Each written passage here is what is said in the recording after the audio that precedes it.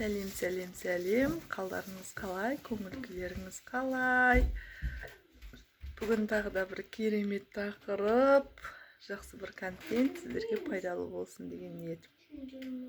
Өзіме де пайдалы болсын.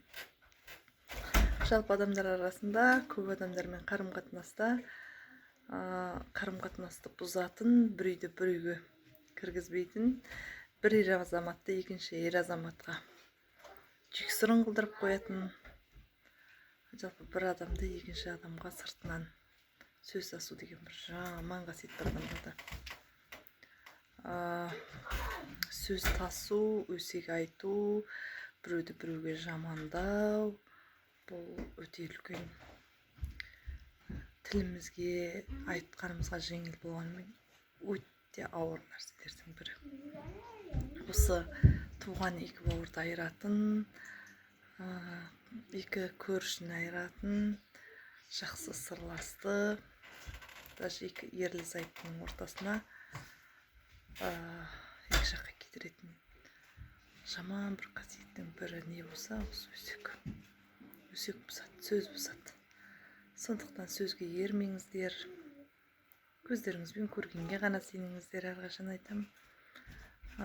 Саралай біліңіздер. Өсек деген айтыла береді, бірақ айтылған жерде тыңдамауға тырысайық, өзектемеуге тырысайық. Біреудің сыртынан сөз айтпауға тырысайық. Вообще, осы әдетті қою керек. Біздің қоғамда өте көп, өте бізге бұл әдет болып кеткен. Нормально, норма сияқты, норма емес. Жалпы біздің қазақтың, ағайын туғанның бір-бірімен қатысылмай отырғаны, біздің қазақ қоғамында қазақтардың бұрынғыдай мықты бай шыға алмай жүргені, абайдай ұрпақтың туылмай жүргені осы өсектің кесірі деп ойлаймын. Әрбір ана, әрбір әйел, әрбір қыз, әрбір аға буын өзінің тіліне ие болатын болса, ойына ие болатын болса,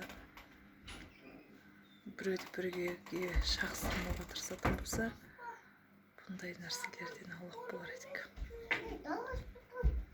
Бұрынғы шәкәрімдер, бұрынғы абайлар, олар аспаннан түскен жоқ қой, олар осы аналардан туды. Сондықтан бізден, тілімізден, жалпы ойымыздан тазалық кетіп барады.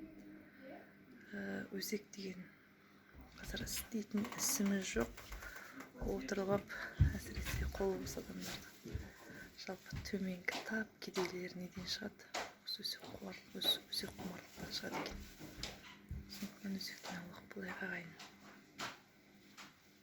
Бір-бірімізге жақсылық жасауға, жақсылықтың жаршысы болуға тырысайық.